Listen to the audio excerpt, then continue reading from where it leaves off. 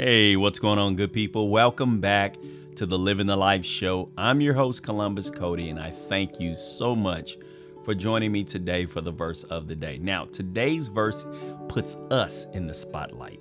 It puts the focus on us, okay? I want you to really gravitate and hold on to this verse because I promise you this verse is going to challenge you to step your game up. It's going to challenge you to understand and to always be aware that your light is shining in front of others and what you need to do with that light. Okay. This comes from 1 Peter chapter 3 and verse 15. And I love it because it's coming from Peter. It's a book that Peter wrote, and I'll explain that a little bit in a second. Check this out. 1 Peter 3:15. This is the NIV, and this is what it says.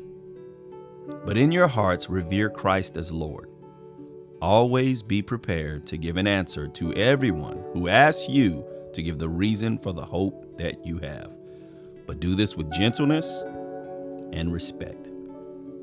Now, several things I need you to really focus in on, hone in on, zero in on, okay? It starts off with clear instruction. There's a lot of rich stuff in this verse. It starts off saying, but in your hearts, revere Christ as Lord. Revere means to respect, to honor.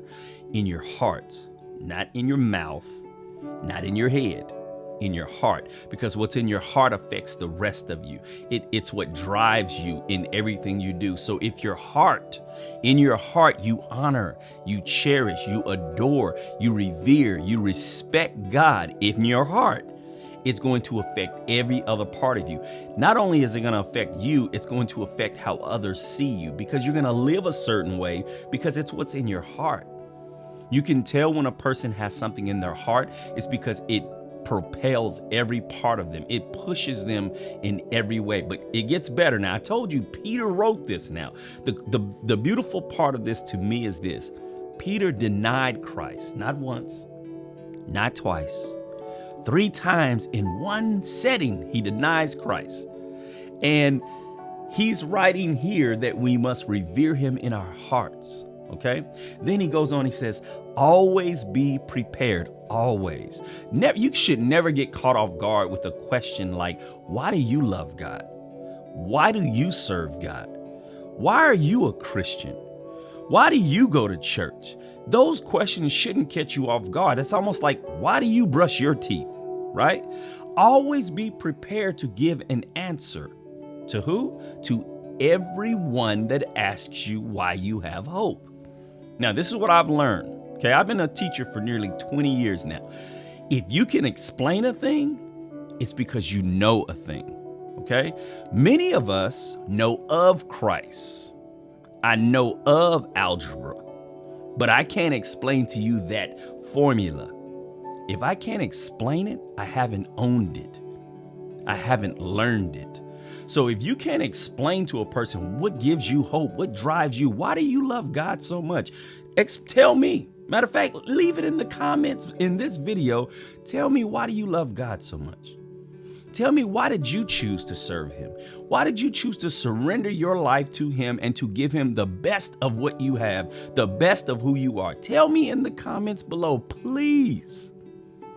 Always be prepared to give an answer to everyone who asks you for the reason for the hope that you have. But it gets even more beautiful. But do this with gentleness and respect. Sometimes we have the right thing to say, but we say it in the wrong way. Sometimes we have the right words, but the wrong spirit. We say it with haughtiness. We say it with pride, with arrogance. But that's not how you explain things. Explain it with gentleness and with respect.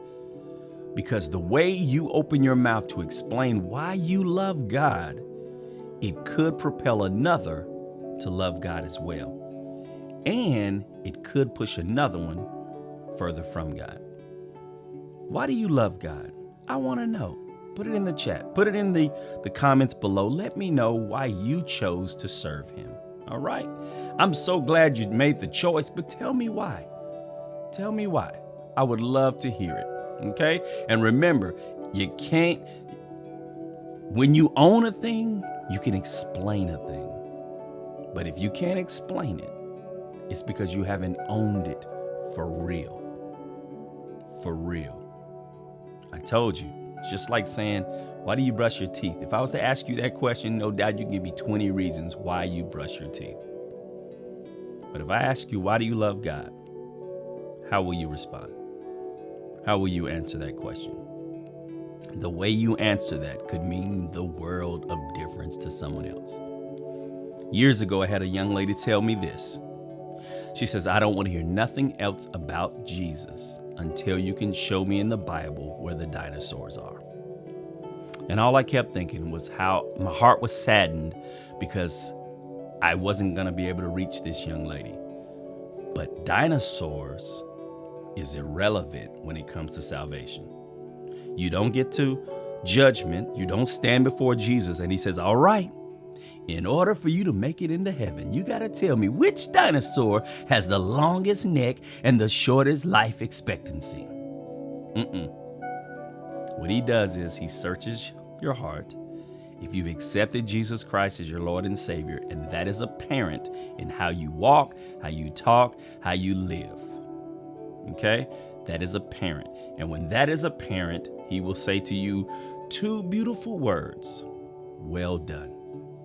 Well done. Because this is what my pastor has told us, and I love it, and I pray it sticks with you like it stuck with me. What you believe, you will obey.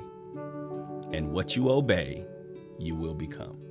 So if you're not becoming more like Christ, it's because you are not obeying him. And if you're not obeying him, it could be that you really don't believe. That is something we gotta all settle once and for all. It's the verse of the day, good people. I pray that you'll take a moment to like, subscribe, and click the bell. But I also hope you'll leave me a comment and tell me why you love God. Why are you serving him? Why did you give up what the world has for you and chase after God? Tell me why. Tell me why you have so much hope in your heart. What's propelling you to keep trusting him, to keep walking with him? Tell me why in the comments. All right? Until we meet again, watch it, share it, and live it. Now let's get busy living the life.